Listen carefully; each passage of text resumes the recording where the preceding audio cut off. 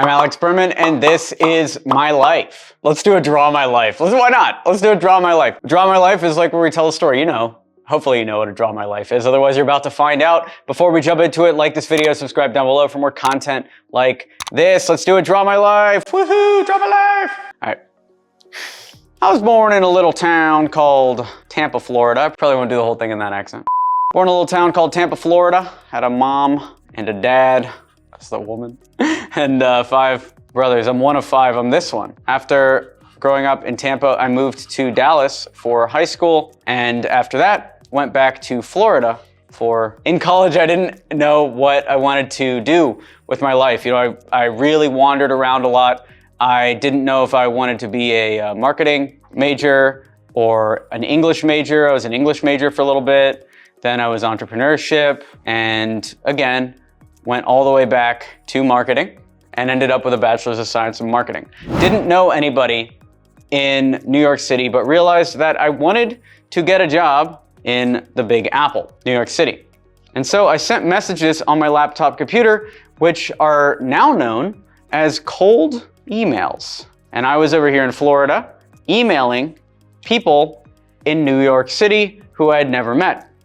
Luckily, I found a guy named Sam, and he gave me my first job, my first real job, making cold calls. And I cold called for hours and hours a day, 8 hours a day even, until I finally got sick of it and I quit that job to start my own consulting company. And at that consulting company, I really struggled. We were selling websites. We at one point were selling these marshmallow cubes, artisan marshmallows at a mall. I was basically a glorified food service worker, giving free samples of marshmallows to people that walked by. I had enough of that, so I went back full circle, back to the emails, back to New York City, and I ended up meeting Tom. Works for this agency called Dom & Tom in New York, and he gave me a shot as a junior sales guy, not making cold calls, but making real sales to major corporations and the Fortune 500. I ended up doing social media for Tyson Chicken. I managed some tweets and Twitter campaigns for them. I ended up doing Facebook ads and all this stuff for some major corporations. We built apps for companies like OU. I sold millions of dollars in software. The problem was when somebody rises too fast through the ranks, you get haters from all sides. Director of web didn't like me. Director of technology didn't like me. The director of sales didn't like that I was becoming the golden child there and racking up numbers. And so I decided to pitch Tom as a saving grace to become our first client for a newly created business called X27. X27 did lead generation for other startup companies, and it went really well for a while. We had 5 figures of clients, and we were doing marketing for some agencies. But then I got the amazing opportunity to work with this guy who shall not be named, CEO of another lead generation company, and I decided put X27 on hold. I'll take that job instead. Now this one went really, really well, and we were selling for a few months, and after just several months, our revenue went up to $1.3 million per month.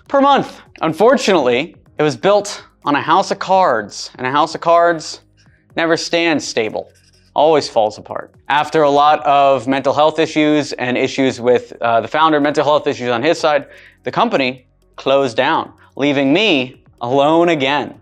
And so I decided to go back full circle to the company that I already crossed out, X27. And so I partnered up Robert Indresh, my co-founder at X27. Now it's me, that's Robert. And we decided to sell lead generation to agencies, basically what was working before. And after sending cold emails, we were able to generate $600,000 in annual recurring revenue in under 2 months. $600,000 in annual recurring revenue was enough to set us up. It gave us a lot of confidence. And so we kept scaling X27 and we were doing all right there. From that point, recently we decided that we needed to invest in some software companies. And so we started a new company called A&R Ventures, which is where we invest in other SaaS companies and help them grow using our marketing abilities. But instead of charging for marketing, we charge equity by becoming co-founders. And so we do all of our marketing stuff at cost. We're sending cold emails for them, we're growing them. And then instead of paying for that service, which could be tens of thousands, if not hundreds of thousands of dollars, they give us equity and we're able to grow their businesses. And that's how we partnered up on companies like Taplio and Omni. And we also started a lead generation database called LeadShark. These software companies are all growing now and sustaining us so that now we can escape the struggle that is agency clients. Agency clients are a downward